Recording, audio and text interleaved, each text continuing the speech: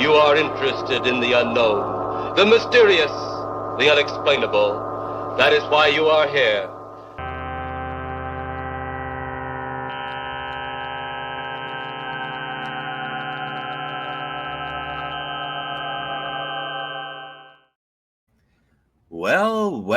Well, here we are again. Thank you for joining me as we continue to unravel the web of strange espionage programs from the 1960s, mostly from England. But first, let me talk about my books. Interplanet Volume 1 is available on fundmycomic.com and Tales of Conspiracy and Madness over there on Amazon. Go get you a copy of each.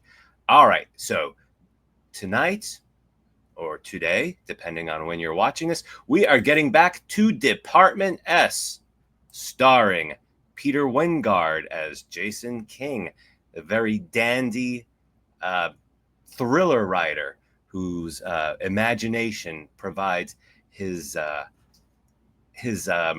contribution to fighting crime and spies. Rosemary Nichols plays Annabelle Hurst. Mostly she's good at figuring things out. She often discovers the key to solving a mystery. And then we have Joel Fabiani as Stuart Sullivan. He is the field agent. He is the man of action of Department S. Well, this episode of Department S, this is the second episode. It's called the Trojan Tanker, which that name has some connotations to it that I was kind of thinking maybe there's something to it, but there's not. Anyway, we begin in rural England, July 3rd. This couple here, believe it or not, is pulled off to the side of the road, snogging. They seem kind of like a mismatched couple to me. You're thinking, this is weird, that there must be something up to it. No, it's just a plot device.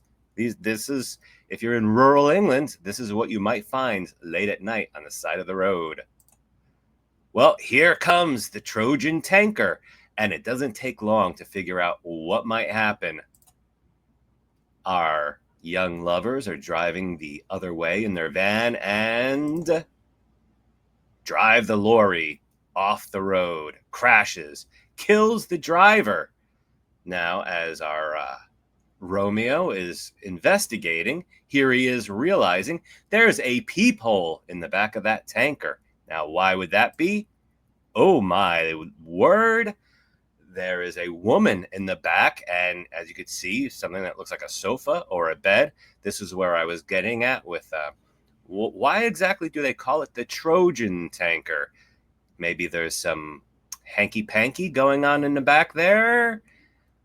Well, maybe we can discuss that later. Get back to that thread. All right, here is our hero, Jason King. Investigating the tanker, he finds a lighter with a heraldic device on it, as he says, or someone says. He recognizes this shield on the lighter and goes to investigate. He, of course, knows the person whose family has that shield. And here he is in Italy, swinging bachelor pad, a lady friend who does not speak English, so you can talk all kinds of spy stuff around her without worrying. And our Italian friend knows who he gave that lighter to. So we're well on our way to investigating this strange situation. Jason King goes to investigate the woman who is a pilot who flies planes like that. I guess she's a daredevil. Here he is, coming to her apartment. She does not seem too impressed, and suitably so, because even though Jason King is quite a dashing adventure guy, her male friend quickly lays him out, which is kind of a continuing theme with Department S. Jason King is not a great fighter. He is an author.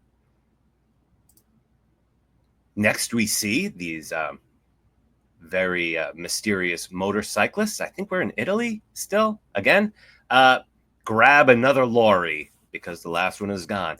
The evil plan continues unabated. Finally, we have the other members of our team. Of course, Stuart receives a bottle of cognac, I think, from Annabelle. He remarks that it's a small bottle. These are spies, of course. They're very thirsty. And here is Jason King checking in with him. A lot of pictures of him, but I could not resist this. He looks very understated. He would never draw any attention in this coolest undercover outfit I've ever seen. He really knows how to conceal his identity. And once again, here he is with that very understated spy appearance. Now, what is he looking at with these spy glasses from this hotel room, I suppose? Of course, need you ask. That's our pilot lady friends applying suntan lotion. Now, in this situation, it is Stuart who decides to go out and make some small talk with her. And when she leaves to use the bathroom, he grabs her stuff, steals her film or wallet. Now, here is a guy that laid out Jason King. He's a little suspicious. And as usual, our lady pilot is not very impressed now, even though she has not realized that Stuart stole all of her stuff yet. Here they are at the craps table. By now, she realizes he stole her stuff, and they comment that, you got a lot of nerve hanging out here after you just robbed us.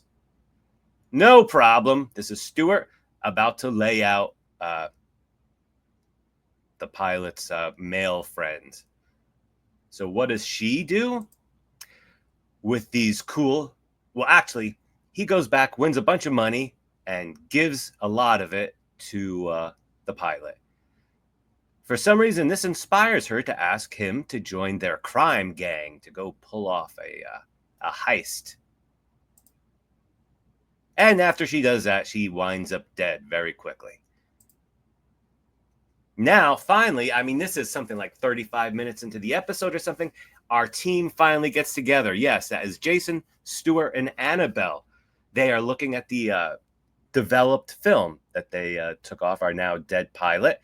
And Annabelle provides the important clue, a little bit of spycraft that I enjoyed. Why did they take a picture of her just standing? It kind of looks like she's superimposed there. You look at her feet.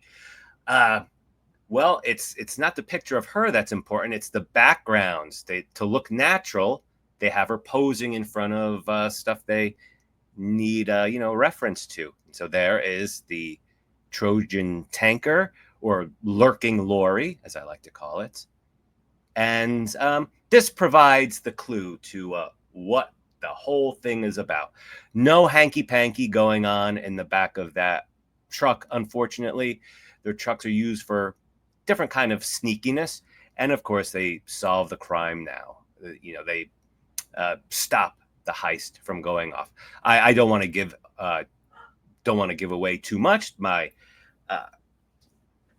My procedure here is to set up the plot for you, hopefully pique your interest to watch the episode yourself. I don't want to give away the ending. However, I did want to include one more picture. Department S did not air their episodes in the order they were filmed. So we were just introduced to a bunch of characters, and we don't know too much about them. I know that Jason King is an author from reading Wikipedia and stuff like that, but this is the first reference. This is the end of the second episode. We see the book that he wrote about this caper they just foiled. So it's interesting for that. So, but there you have it. Let me know what you think. Any Department S fans out there would like to broaden my survey of espionage television. Of course, I've got so many shows I'm watching, and some I haven't even touched yet, working up to the acknowledged classics like The Avengers and Man from U.N.C.L.E. So let me know what you think. Are there other shows out there? I never heard of Department S before a few weeks ago. Very curious to see if watching all these programs starts to unlock a bigger picture of what were they getting at with 1960s espionage. Of course, spies are cool, and they were all over the place, and they still are. Still watching all kinds of spy programs on television. Just finished The Bureau, which might be the greatest show ever. That wasn't too long ago that it finished its run. And of course, also watching Burn Notice on DVD. But I hope you find our journey through 1960s espionage entertaining and thoughtful. And please do join us again. Leave a comment if you care to. That's all for now. Bye, everyone.